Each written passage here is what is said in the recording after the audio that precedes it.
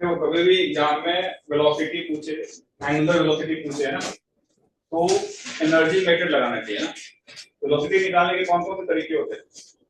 Kinematics में लगा सकते हैं, एनर्जी में लगा सकते हैं। कौन सा आसान होता है? एनर्जी। तो ट्राई करें।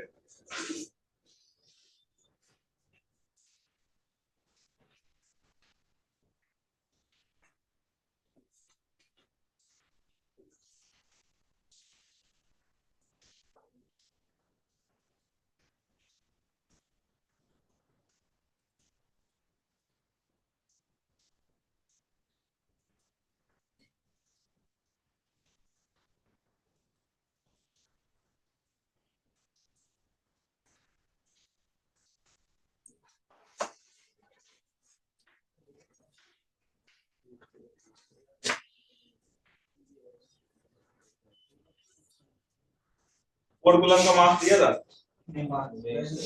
फोर कूलम वाले का मास 1 kg कर ली, मास 1 kg।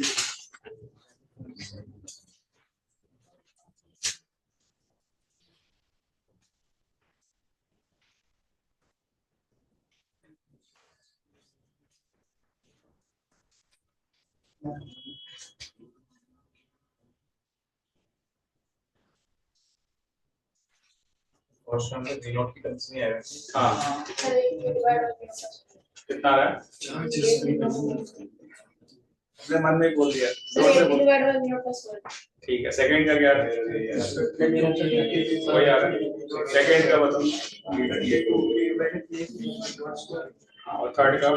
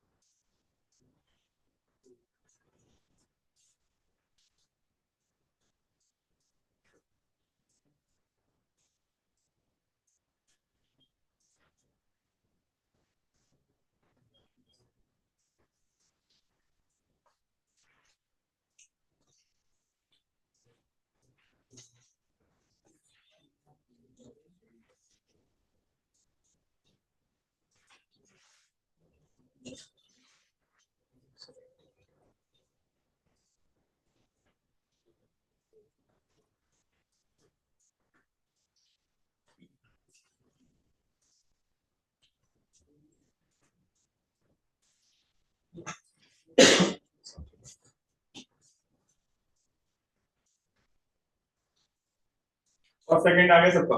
Yes sir. थर्ड बता दी।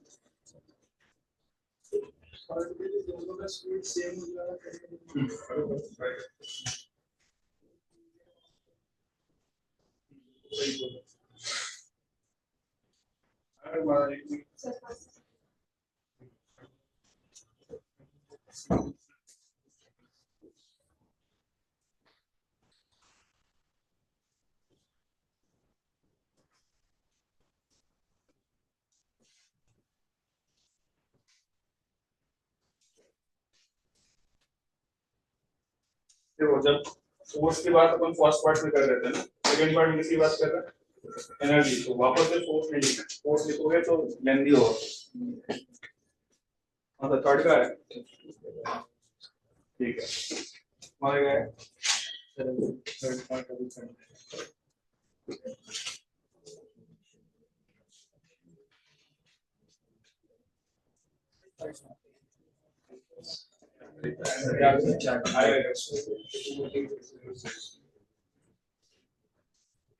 ये सही होगा तो बजाज पर फाइनल कर दोगे। हाँ ठीक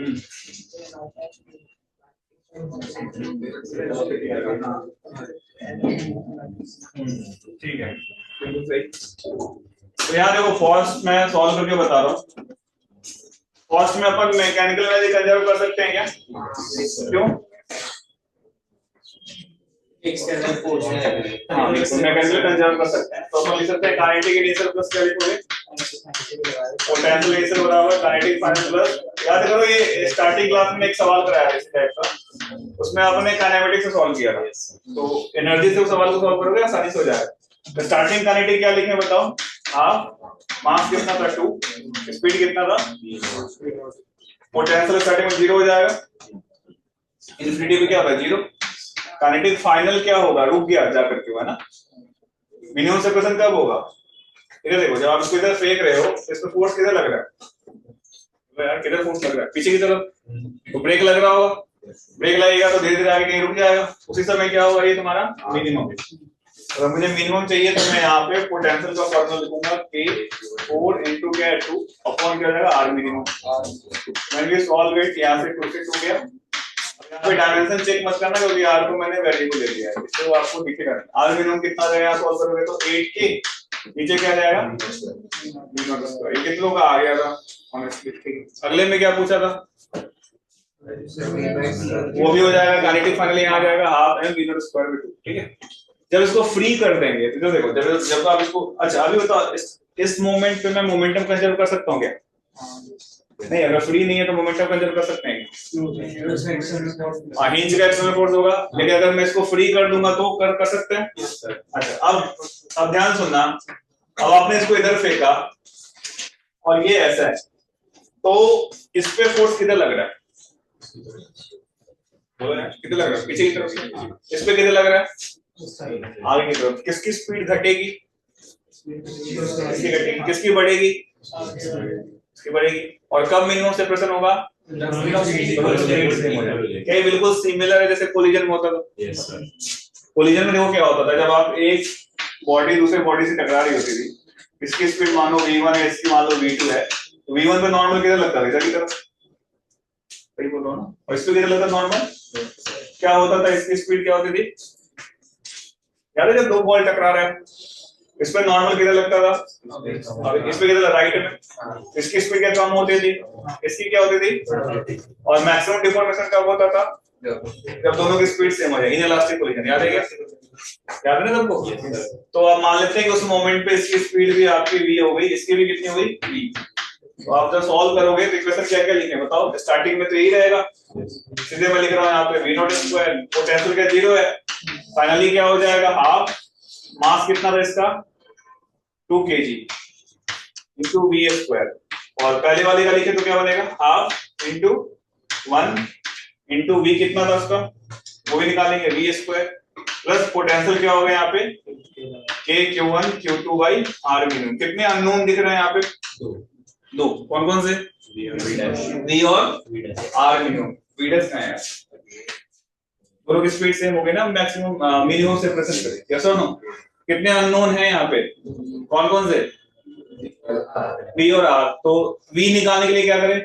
मोमेंटम कंजर्व, क्योंकि नेट फोर्स 0 है, तो जब मोमेंटम कंजर्व करोगे तो स्टार्टिंग मोमेंटम क्या है बताओ? 2 इनटू क्या है v नॉट, बाद में दोनों के सेम हो गए तो 6 हो गया ना, सॉरी 3 हो गया, इनटू क्या v हो जाएगा, तो v की वैल्यू कितनी आएगी 2v नॉट बाई, इसकी वैल्यू यहाँ पे प्लग करो, यू विल गेट r।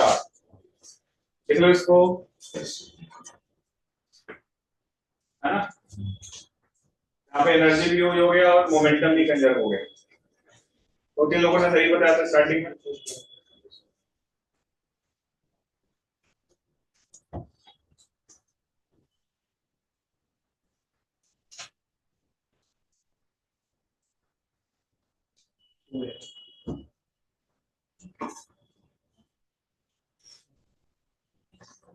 देख लो किसी स्टेप में दिक्कत हो बोलो।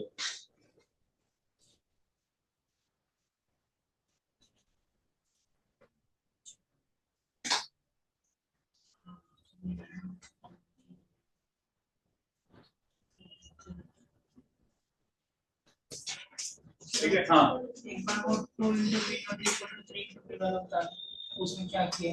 हाँ उसमें ये किया है कि पहले वाले 4 कूलम वाले पे फोर्स कितना लग रहा था,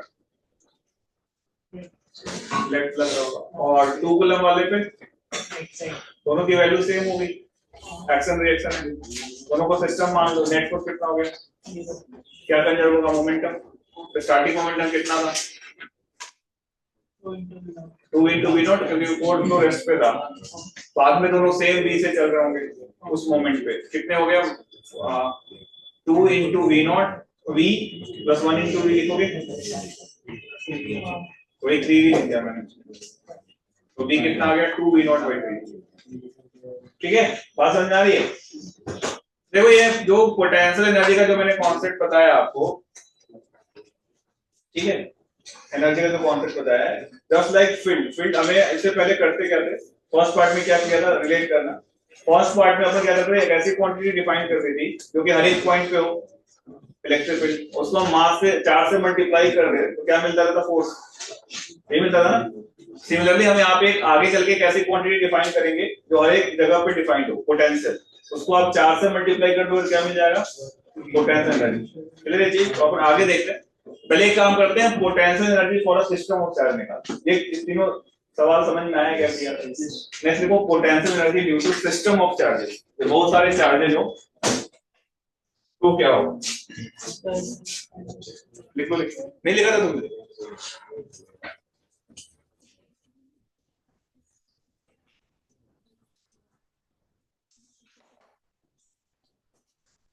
पोटेंशियल एनर्जी, अरे स्पीड तेज तो नहीं है ज्यादा, सही है ना, potential energy due to system of charges,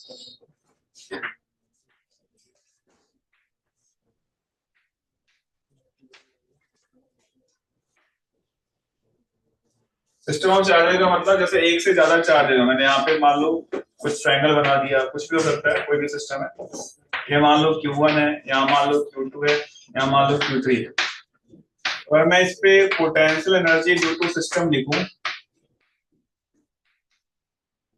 कितने इंटरेक्शन होंगे इनके बीच में, 3 चार्ज हैं तो कितने इंटरेक्शन होंगे, 3C2, चार्ज होते तो 4C2, 5 होते तो 5C2, है ना, इतने नंबर ऑफ टर्म्स होंगे, और मैं लिखने चलूं तो एक के इनके बीच में होगा 3C2 का 3 होगा ना, इनके बीच में एक इंटरेक्शन होगा, एक इनके बीच में होगा, एक क्या होगा इनके बीच में होगा, उसको लिखेंगे कैसे, मान लो ये डिस्टेंस a दिया हुआ है इक्विलैटरल ट्रायंगल, तो क्या बनेगा बताओ, a q1 q2 y क्या बन जाएगा a, प्लस क्या बन जाएगा इनके बीच में a q2, फिर क्या बनेगा q3 by a, फिर एक और क्या बनेगा a q1 q3 by a, इसको लिख लो, इस तरीके से लिखते हैं अपन potential energy due to system.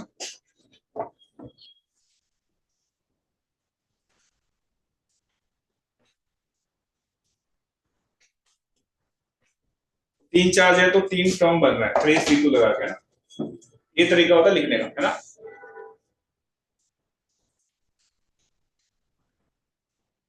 ठीक है, लिख सकते हैं ऐसे, किसी भी दो को कंसीडर करना है और उनके बीच में लिख देना।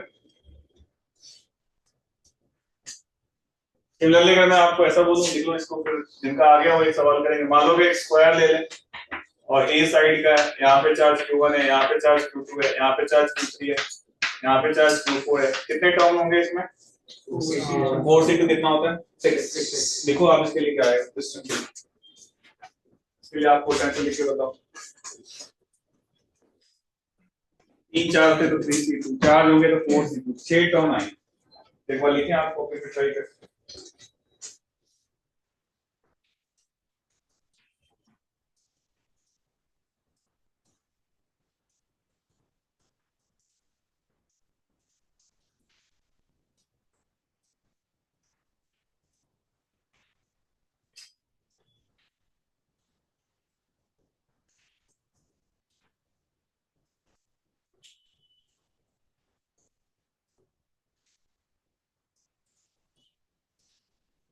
आगे कितने टर्म है, 6, कौन से हैं बताओ,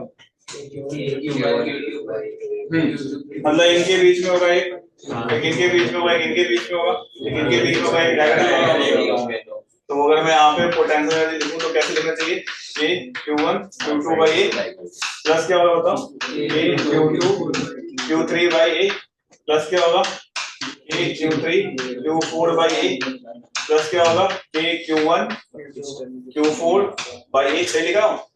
और ये डायगोनल वाला लिखोगे क्या आएगा k q1 q3 by क्या √2a प्लस क्या होगा k q2 q4 by √2a। तो आप देख रहे हो कि अगर सिस्टम दिया होगा तो क्या हमें ऐसे लिखना पड़ेगा, आया ना। तो 4 में कितने कम हो गए 6, 5 चार्ज होंगे तो और ज्यादा हो जाएंगे। तो एग्जाम में आपको इतना मजदूरी नहीं करवाएगा ना, एग्जाम में जो क्वेश्चन आता है वो सिमेट्रिक चार्ज पे आते हैं। किसके आते हैं सिमेट्रिक का मतलब है सभी चार्ज को मैं क्यू कर दूं तो कैसा सिस्टम हो जाएगा सिमेट्रिक।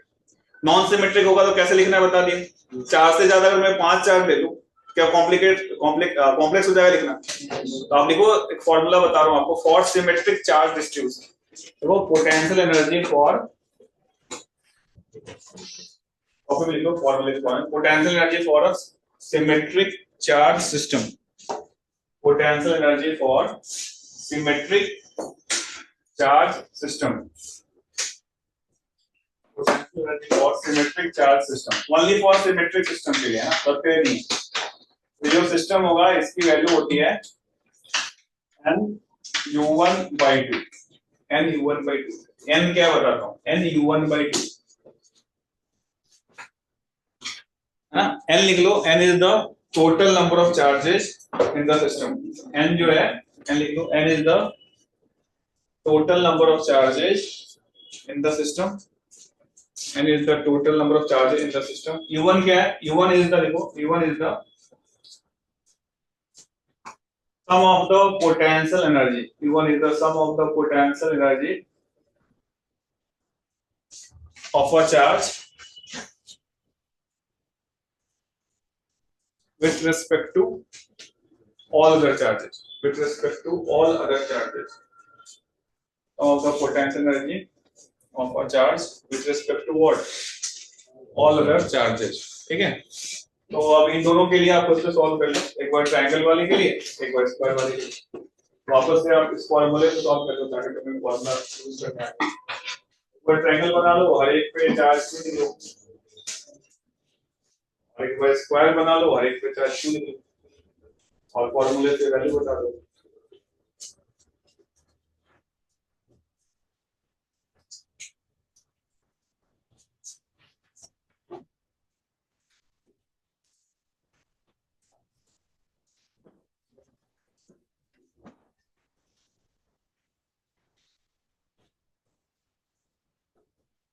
आगे होगा जल्दी हो जाता है और एक स्टेप में आ जाता है ना।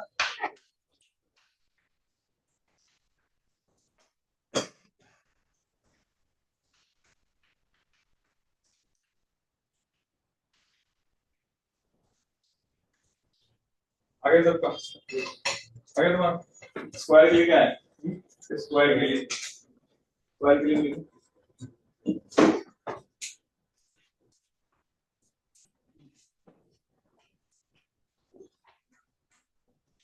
ये सेम चीज आपका ग्रेविटेशन में भी लगता है ना, मासेस के लिए आइडेंटिकल मास के लिए।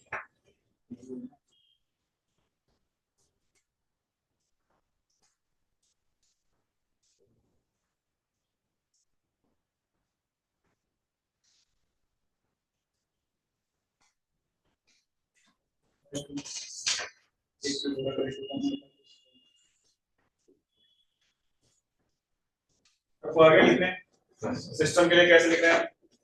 एग्जाम में आपको ऐसे सिमेट्रिकल चार्ज सिस्टम आएंगे तो यहाँ पे अगर मैं लिखूं कितने चार्ज दिख रहे हैं बताओ, स्पेस में 3 चार्ज है, सीधे आप 3 लिखोगे और एक को फिक्स करके इसके रेस्पेक्ट में लिखो, कितना होगा इसके बीच में a, इसके बीच में भी कितनी बार आ रहा है 2 बार, तो कितना जाएगा 2 टाइम्स k² भी कितना गलत तो नहीं दिया, अच्छा ये बाई 2 कितना हो जाएगा सॉल्व करेंगे 3k²। ठीक है आ रहा है। सेम अगर आप स्क्वायर के लिए लिखोगे कितने लोग आ गए भैया, आगे होगा ठीक, स्क्वायर के लिए लिखे यहाँ भी क्यू, यहाँ भी क्या है क्यू, यहाँ भी क्या है क्यू, यहाँ भी क्या है क्यू, तो आप potential energy of the system n कितना होगा बताओ 4 हो जाएगा। किसी एक को फिक्स करके लिखना है तो इसके वजह से इसकी सेम होगा यस और नो? तो क्या लिखोगे? ट्वाइस ऑफ के क्यू स्क्वायर बाई ए, और ये किसकी वजह से कितना हो जाएगा? Plus k q square by root two a ना? क्या कॉमन आ रहा है इसमें से? K q square by a common आ गया, 4 के क्यू स्क्वायर बाई ए, अंदर में क्या बचेगा? 2 प्लस 1 बाई रूट। सही है क्या? कर सकते हैं? हाँ, ये n इवन बाई 2 की तरह, तो यहाँ पे 1 बाई 2, तो क्या फाइनल आंसर मिलेगा? बता। रूट 2 into 2 मतलब 2 से 2 के क्यू स्क्वायर हो गया ना, 2 के क्यू स्क्वायर बाई ए, साथ में क्या है? 2 प्लस 1 बाई रूट। सही लिखा है? और सिंपलीफाई कर सकते हो। यस और नो? तो अगर सिमेट्रिक नहीं है तो क्या करना पड़ेगा? इंडिविजुअल लिखना पड़ेगा। नंबर ऑफ टर्म्स कितने होंगे बता चुका, n p2 है ना। सिमेट्रिक होंगे तो क्या करना पड़ेगा? n 1/2। n क्या है? और किसी एक चार्ज को फिक्स करो, सॉल्व कर दो। अब जैसे यहाँ पे पेंटागन पे रख दिया, हेक्सागन पे रख दिया, कर सकते हो ऐसा सवाल? कोई खास बात है क्या? तो एक क्वेश्चन इसी में कर लेते। मान लो ये वाला सवाल लिख लो वापस से। ट्रायंगल पे 3 चार्ज हैं और तीनों फ्री टू मूव है ए साइड पे ना। जब फ्री टू मूव होंगे तो कैसे चलेंगे ये वाला चार्ज? क्या सिमेट्रिकली फिर से एक ट्रायंगल बना देगा? तो क्वेश्चन लिख लो कि ट्रायंगल के तीनों वर्टेक्स पे चार्ज है, all are free to move, और रिलीज करते हैं उसको। क्वेश्चन है कि फाइंड आउट मास सबका m नीचे ना आइडेंटिकल है, find out velocity of each charge, find out velocity of each charge when separation between them becomes 2a, and separation between them becomes 2a। बिल्कुल सिमेट्रिकली मूव करेंगे है ना, and separation between them becomes 2a। ठीक है, और भी separation between them becomes 2a। पहले a side का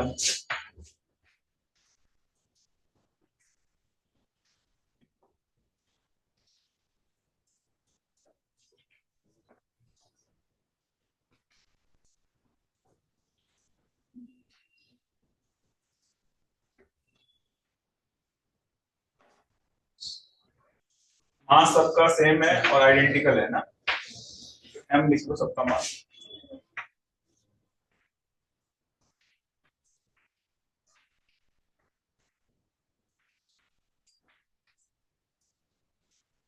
ये सेफ हो जाएगा ना, सिमेट्रिकली चल रहा है।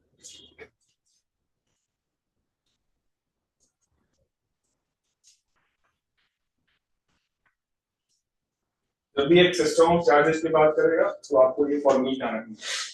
ये क्या है? 2k square upon am।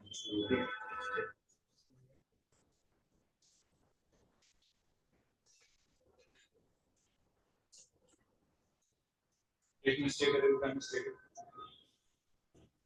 Mistake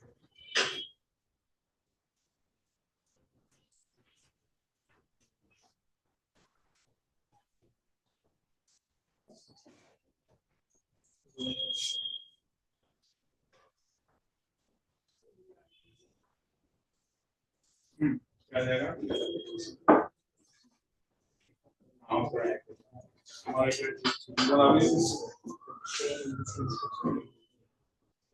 उसके बगल में बैठे हो अलग आंसर बता रहे।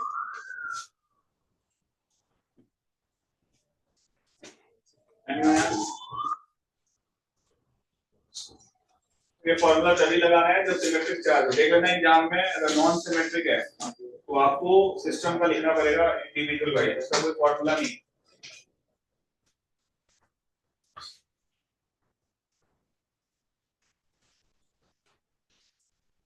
आ गया?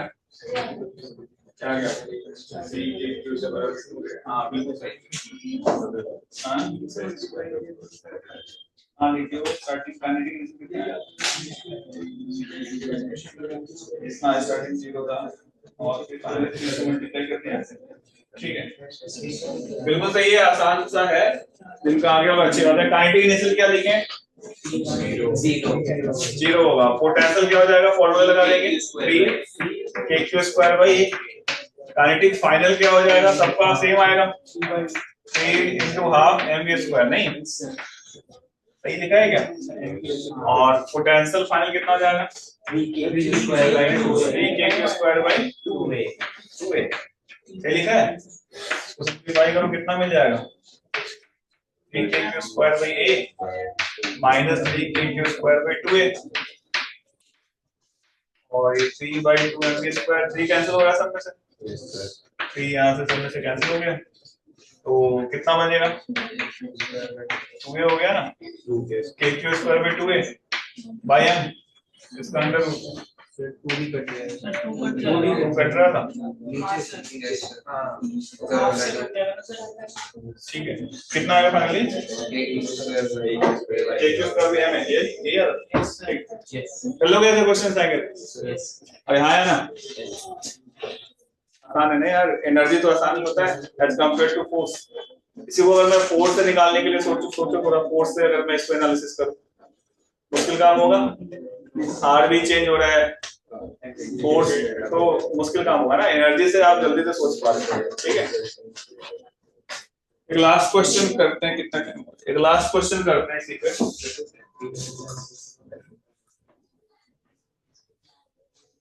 देखते हैं कि लोग समझ पा रहे हैं। एक क्वेश्चन लिखो यहाँ पे, मान लो कि एक चार्ज है Q और यहाँ पे एक और चार्ज है Q, ये वाला चार्ज फिक्स है तुम्हारा ना, और इसका मास है m और ये डिस्टेंस आपको दिया हुआ है v। देखो डायग्राम बनाओ, क्वेश्चन देखो, ठीक है, और ये काफी डिस्टेंस पे है, रिलेटिवली इंफिनिटी पे है। प्रबोध याद हो तुम्हें स्ट्रक्चर ऑफ एटम में पढ़ा होगा, न्यूक्लियस पे कौन सा चार्ज होता था? पॉजिटिव, और अल्फा पार्टिकल में कौन सा चार्ज होता था? पॉजिटिव। तो अल्फा को जब अपन न्यूक्लियस की तरफ फेंकते थे तो कैसा मोशन होता था उसको? ऐसे जाके डेविएट करते थे, याद है? और इस बी को अपन इंपैक्ट पैरामीटर बोलते थे। यस सर, चलो याद है। क्वेश्चन ये है, आप लिखो कि अगर मैं इसको V नोट से फेंक रहा हूँ, किससे फेंक रहा हूँ? V नोट से फेंक रहा हूँ इसकी तरफ। तो क्वेश्चन है पहला क्वेश्चन है find out minimum separation between the charge particle, दोनों का मास हम लिखेगा, find out minimum separation between the charge particles, find out minimum separation between the charge particles. ठीक है, दूसरा also calculate speed of first charge, इसको फेंका है, speed of first charge when speed of first charge when it is at the minimum separation with respect to the first second charge है ना, when it is at the minimum separation with respect to the second या fixed charge बोल सकते हैं ना। Just like इसको आप Rutherford model में भी क्वेश्चन बन सकता है, क्लियर है, और चार्ज को फेंक रहे हैं तो कितना होगा मिनिमम सेपरेशन, और आपको इम्पैक्ट पैरामीटर गिवन होगा, और ये सवाल आपको मॉडर्न फिजिक्स में भी आएगा जब आप पढ़ोगे। ठीक है, तो ट्राई टू सॉल्व। इसको फिक्स्ड है, फिक्स का मतलब ये हिंज है ना। देखते हैं कि लोग सही सोच पाते हैं। यहाँ पे भी एनर्जी पढ़ाया है तो किसका कॉन्सेप्ट लगने वाला है? एनर्जी। तो बताइए क्या है इससे पहले वाले सवाल में बी की वैल्यू क्या लिया था अपन ने? इससे पहले मतलब जो अपन एनर्जी वाला सवाल कर रहे थे, बी का 0 था, अलोंग द लाइन फेंक रहे थे और मिनिमम सेपरेशन चाहिए था। यहाँ पे बी समथिंग है ना, तो इस केस में क्या होगा, कैसा मोशन होगा, ये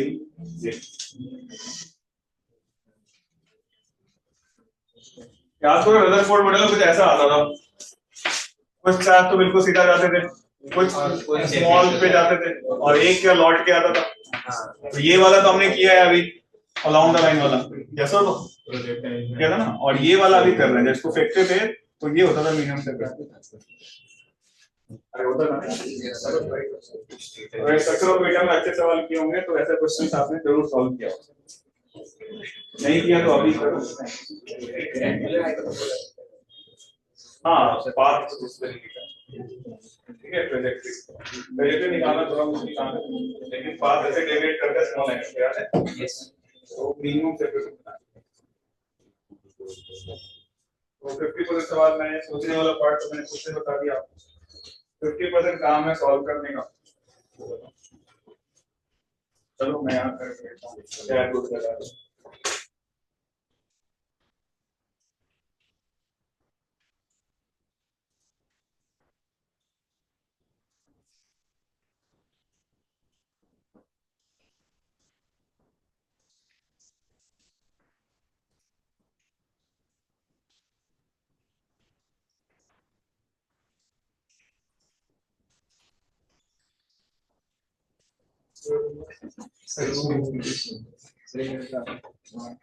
सॉल्व करनी है कुछ भी, सॉल्व नहीं सॉल्व कर रहे हैं क्लास में आंसर है समझ नहीं।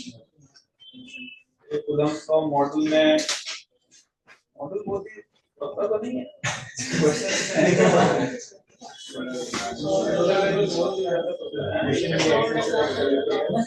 क्वेश्चन अच्छे हैं मतलब कैसे क्वेश्चन अच्छे हैं तो मुश्किल है, क्वेश्चन अच्छे हैं मॉडल लगता है सॉल्व ज्यादा नहीं कोई नहीं, जितना कम होता है ना उसमें फायदा क्या होता है कि आपको रिवीजन करना कम हो जाता है। मान लो इतना सारा पढ़ लिया ना, उसको रिवाइज करने लास्ट में दिक्कत है। जो पहला चैप्टर पढ़ रहे हो तो जब एग्जाम देने वाले होगे उसमें 105 चैप्टर होगा, उस समय तुम सोच रहे होगे कोई ऐसा नोटबुक मिल जाए जिसमें तुम शॉर्ट में लिखा हो, एक तो कम होता है ज्यादा सही। क्वेश्चन कहां से कर लिया आपने?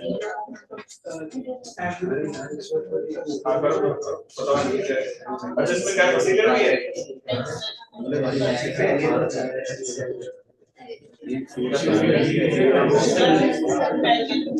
जैसे ये चार्ज कैसे देगा तो इस पे फोर्स ऐसा रिपल्सिव लगा होगा ना, ये इसका बिंदु ऐसे जाके ऐसे डेविएट कर जाएगा, डेविएट कर जाएगा। याद है रदरफोर्ड मॉडल में जैसे होता था, हाँ मीनिमम जब वो डेविएट कर रहा होगा ना उस वक्त होगा। आगे तुम सही बता रहे थे सॉल्व करना है।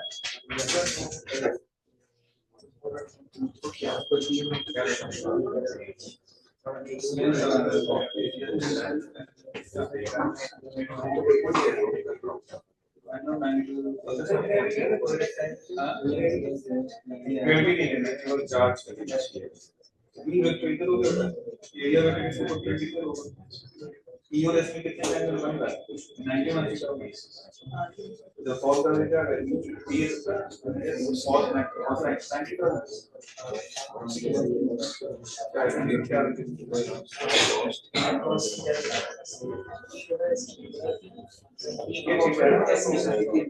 आपको EOS के बीच में ऐसा एरिया में क्या परपेंडिकुलर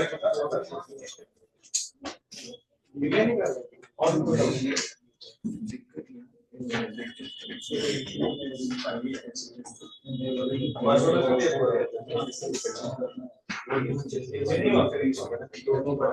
ये तो सेमी इनफाइनाइट बन रहा है, उसकी वजह से मैंने बताया कि लैम्डा वगैरह क्या और ये तो आर बन रहा है, आर की वजह से क्या होता है पूरे लैम्डा वगैरह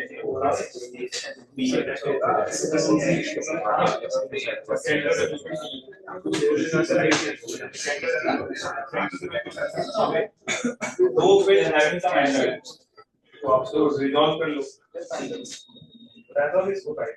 अब एरिया परपेंडिकुलर हां दोनों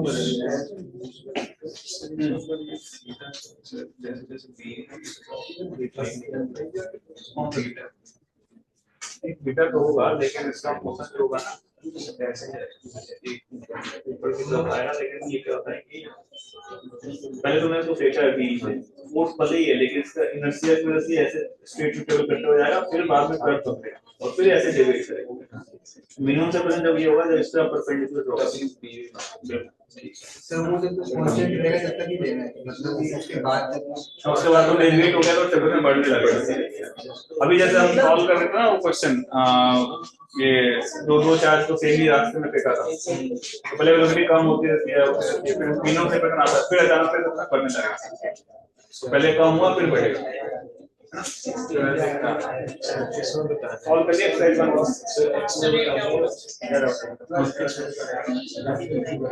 ये पूरा एक हाँ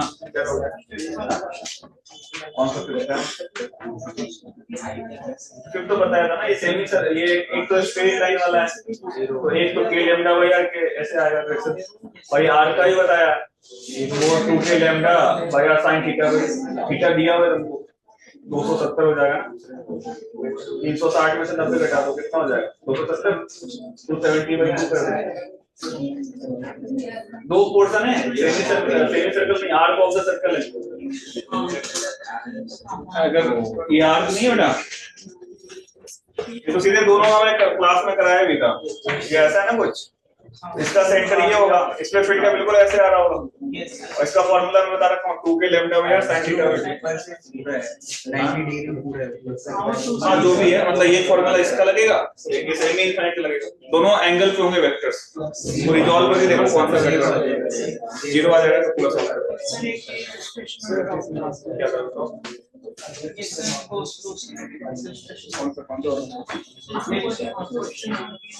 नहीं अभी आपको समझ में आया क्योंकि यहाँ पे हम कंडक्टर की बात कर रहे हैं अभी कंडक्टर पढ़ाया नहीं क्लास में पढ़ाऊंगा कंडक्टर एक अलग टॉपिक है कंडक्टर वाला मेटालिक इससे अभी जो भी पढ़ाया वो नॉन कंडक्टिंग कराया ठीक है हाँ बोलो किसका सर हाँ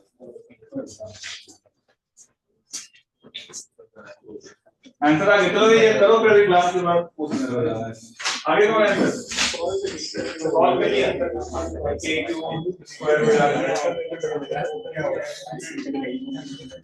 ठीक है मुझे सही लग रहा है एंगुलर मोमेंटम और किसी का आएगा कुछ एनीवन एल्स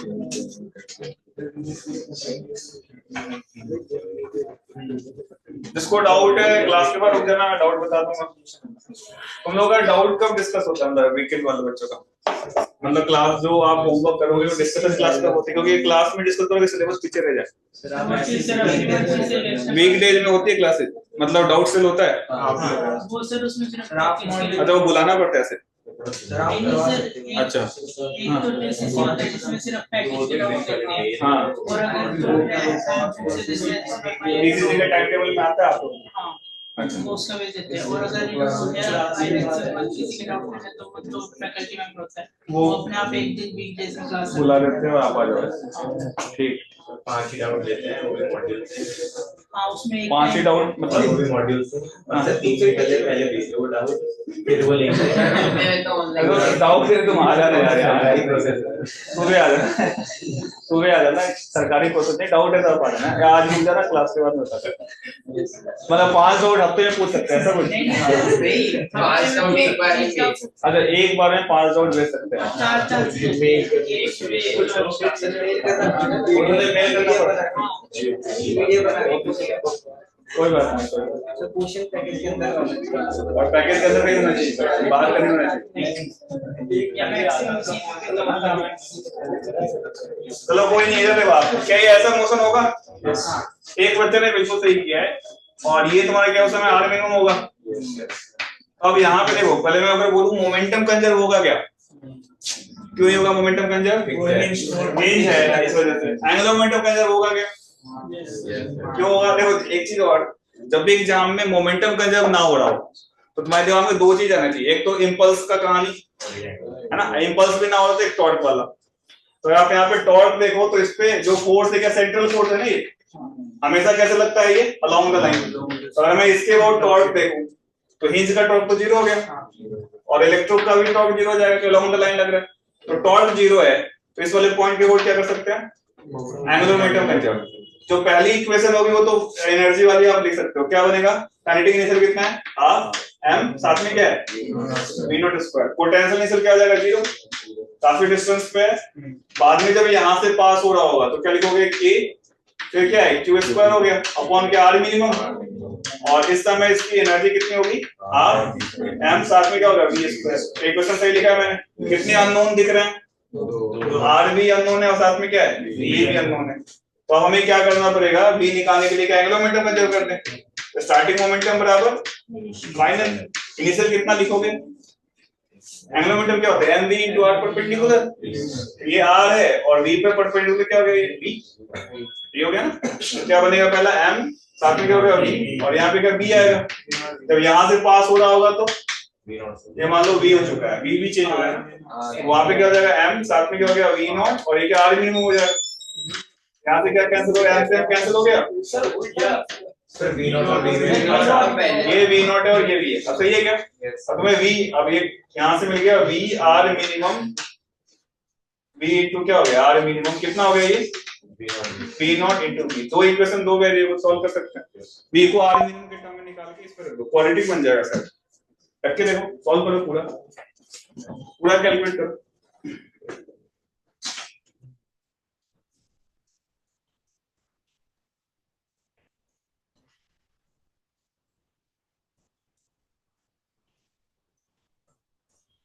तो आप दोनों में से किसी एक को रिप्लेस कर सकते हो।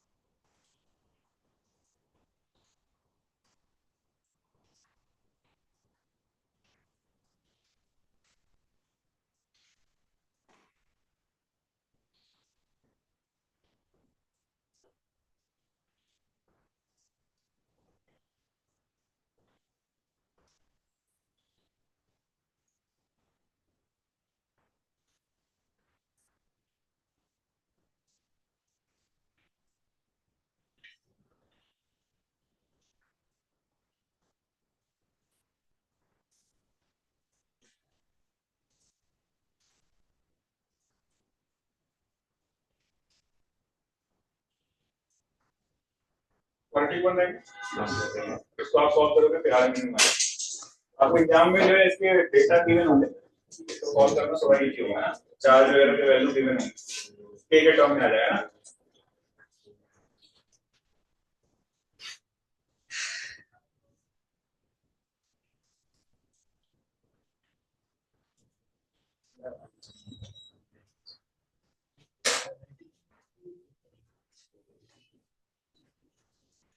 पता है क्वाड्रेटिक? सब तो सॉल्व करके समझ में आया एनर्जी कैसे लगाना है। तो जैसे वहां पे आप फील्ड पढ़ा था ना, यहाँ पे भी जो फील्ड जैसे क्वांटिटी है उसको बोलेंगे पोटेंशियल। क्या बोलेंगे? तो लिख लो अगला, इलेक्ट्रिक पोटेंशियल।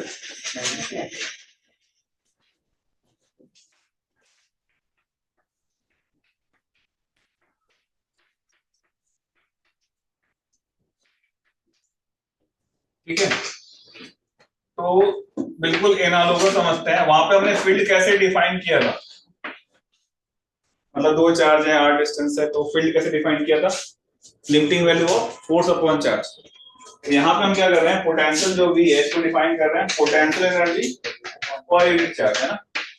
तो अगर आप यहाँ पे देखो पोटेंशियल एनर्जी कितनी होगी इनके बीच में, देखें तो a q1 q2 by r, किससे डिवाइड कर दिया? q2 से। क्या मिल जाएगा तुम्हें? k q1 by r। देखो इसको जल्दी से, पोटेंशियल को कैसे डिफाइन करते हैं कि potential is basically potential energy per unit charge. Potential energy per unit charge, ये लिख लो k q1 q2 by r, q2 से कैंसिल हो गया तो k q1 by r आ गया।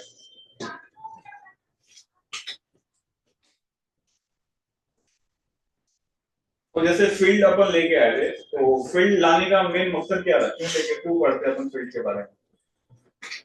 कोई कन्वीनियंट वे होता है ना, हर एक जगह पे डिफाइन होती है, आप मास 4 से मल्टीप्लाई कर दो फोर्स मिल जाता है। सिमिलरली यहाँ पे पोटेंशियल एनर्जी पढ़ लिया है, उसका पोटेंशियल डिफाइन ना करें तो भी अपना काम हो जाएगा, लेकिन कन्वीनियंट वे है चीजों को डिफाइन करने का। तो अगर आप पोटेंशियल डिफाइन कर लेते हो हर एक पॉइंट पे, स्पेस पे हर एक पॉइंट पे अगर पोटेंशियल पता है तो 4 से मल्टीप्लाई करो क्या मिल जाएगा?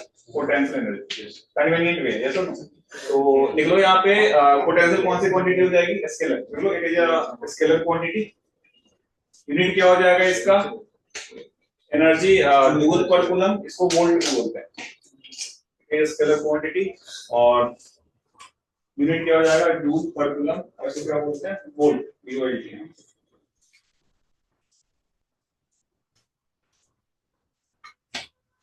और ये क्या कर सकता है, पॉजिटिव भी हो सकता है, नेगेटिव हो सकता है और जीरो भी हो सकता है। देखो it may be positive, negative और जीरो।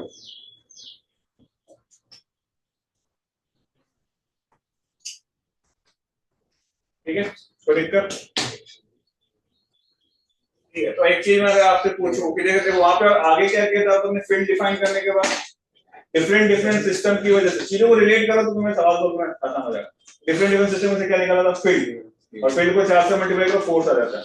तो अब इसके बाद क्या करेंगे, डिफरेंट सिस्टम की वजह से पोटेंशियल डिफाइन करेंगे, उसको आप 4 से मल्टीप्लाई करके क्या मिल जाएगा, बात समझ में आ रही? तो जैसे अगर मैं आपसे एक स्टेटमेंट पूछूं, क्वेश्चन लिखो थोड़ा सा कि ट्रू एंड फॉल्स टाइप का, फिर अगली क्लास में अपन आगे देखेंगे। तो स्टेटमेंट लिखो कि इफ द पोटेंशियल, हाँ स्टेटमेंट लिखो true and false, if the potential at a point is zero, then electric field at that point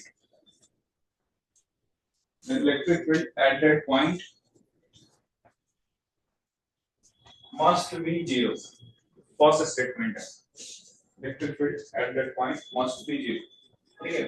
और दूसरा लिख लो कि if the electric field at a point is zero, and potential at that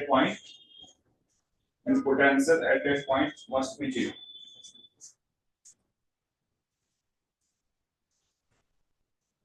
Must be zero ना। तो logic true and false बताना है, कौन सा स्टेटमेंट चाहिए कौन सा रॉन्ग।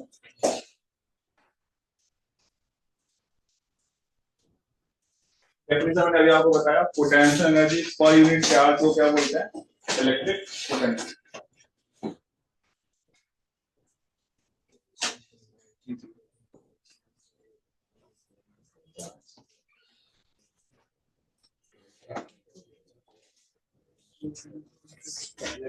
तो इसको करने से पहले आप एक छोटा सा एग्जांपल कर लो ताकि तुम्हें पता चले कि पोटेंशियल निकालते कैसे हैं।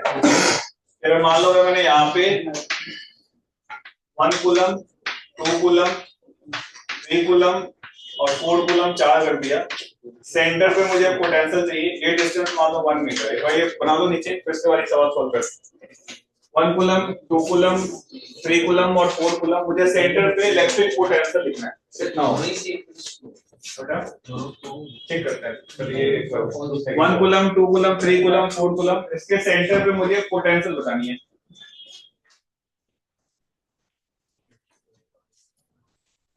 पोटेंशियल स्केलर है, इसके लिए कोई हमें एरो बनाने की जरूरत, फील्ड बोलता तो हमें एरो बनाना पड़ता नेक्स्ट फील्ड निकालने के लिए ना। पोटेंशियल बोला है,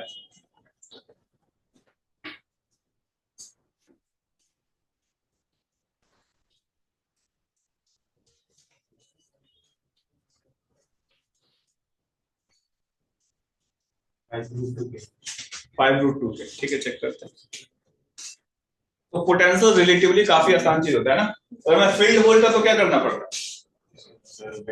1 कूलम की वजह से इधर इधर आता है, 4 कूलम की वजह से, 3 कूलम की वजह से इधर आता है नेक्स्ट फील्ड, फिर दोनों के बीच का एंगल निकालो, फिर क्या रिजल्टेंट निकालो, है कि नहीं, समझ में आ रहा है। लेकिन पोटेंशियल के लिए क्या करना पड़ेगा, स्केलर है, सबका डिस्टेंस क्या है सेम। तो आप डायरेक्ट यहाँ पे अगर पोटेंशियल लिखोगे कितना हो जाएगा, कि Q की वैल्यू क्या लिखे, सबको जोड़ दो, 11 हो गया ना, 10 है, 10 तो 10 हो गया अपॉन R कितना है तुम्हारा, डायरेक्ट आ गया एक बार। अरे आया नहीं आया, सबको जोड़ोगे तो यही तो बनेगा। तो पोटेंशियल लिखना क्या होता है, ज्यादा आसान,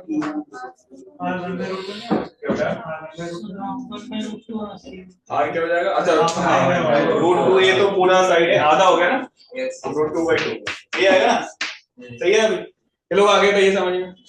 तो पोटेंशियल लिखना क्या है, काफी आसान है, इसमें तुम्हें कोई एंगल लेने की जरूरत नहीं। अब आप सोचो तो सवाल दिया उसमें कौन सा स्टेटमेंट सही है, कौन सा सही है? पहला पहला सही है और दूसरा पहला क्या था वैसे?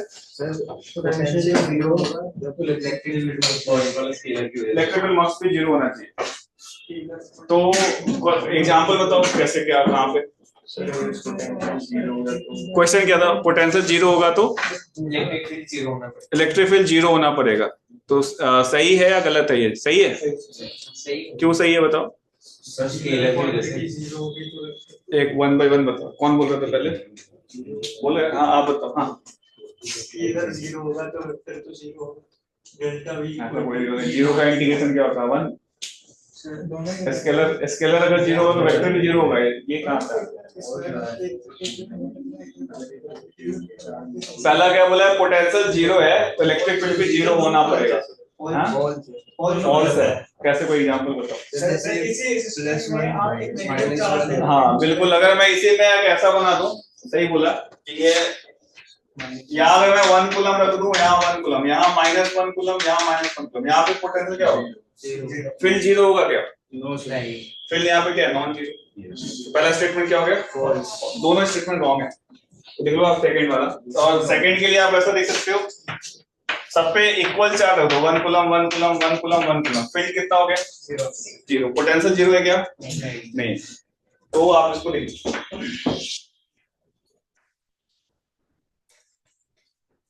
ये वही वाली बात हो गई जो अपन पढ़ते हैं ना उसमें, डायनामिक्स में, एनएलए में पढ़ते हैं। वहां पे क्या बोलते हैं, जैसे तुमने पढ़ा होगा, ये स्टार्टिंग में बच्चा डाउट पूछता है कि पुली जो होता है ना, पुली आप क्या पढ़ते हैं? मासलेस। तो मैथ्स को आप मैथ्स के साथ लॉजिक जोड़ोगे तो फिजिक्स बनता है ना। केवल सीधे बात करोगे लैंग्वेज की तो दिक्कत है। जैसे फोर्स बराबर किसी ने किया मास इनटू एक्सेलरेशन, तो ए क्या लिख दिया? Force by mass. और पुली का मास कितना होता है? नेगेटिव में जीरो का अप्रोच करता है, तो ये जीरो का अप्रोच कर रहा है, ये वैल्यू किसको अप्रोच करेगी? तो पुली का तो फाइनाइट एक्सेलरेशन हो ही नहीं सकता। लेकिन जब तुम सवाल सॉल्व कर रहे हो तो जो भी एक्सेलरेशन है कितना लेते हो? पुली का दिया था ना 2 मीटर पर सेकंड स्क्वायर, फोर्स और मासलेस लेते हो। क्या क्या करने बताओ। जैसे यहाँ पे लिखा है, ये चीज समझ में आ रही है? ये इसमें कोई गलत है क्या जो मैं बोल रहा हूँ? फोर्स बाय मास लिख दिया और मास किसको अप्रोच कर रहा है? जीरो को। तो ए कितना होना चाहिए? इनफाइनाइट। यानी पुली का जो आप पढ़ते हो फाइनाइट वैल्यू, वो सही है गलत है?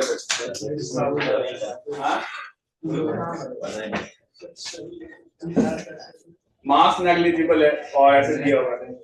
मैं अगर मैं कोई मैथ्स वाला बोले बच्चा, तो अगर तुम भी मैथ्स पढ़ते हो, अगर बोले कि ऐसा फोर्स बराबर क्या मास इनटू एक्सेलरेशन है, सिमिलरली वहां पे बोलते हैं v बराबर IR है कि नहीं?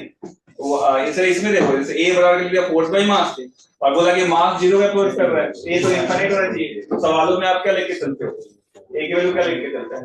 दिया होता है ना फाइनाइट 2 मीटर पर सेकंड स्क्वायर, 4 मीटर पर सेकंड स्क्वायर। तो मैथ्स वाला पूछेगा तो क्या आंसर बताओ? क्या मिलेगा?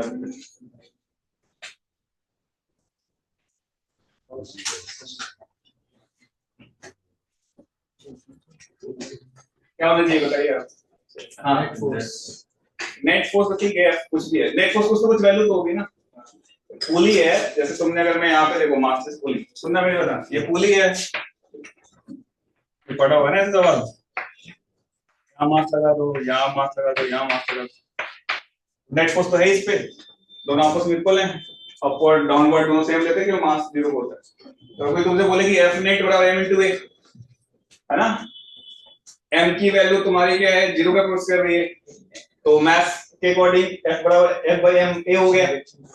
तो a इनफाइनाइट होना चाहिए, फाइनाइट कैसे होता है? चलो समझ पा रहे हैं मेरी लैंग्वेज में क्या बोल रहा हूँ? तो क्यों इसमें क्या गलत है? पुली पे कोई फोर्स ही गलत तो ये आपका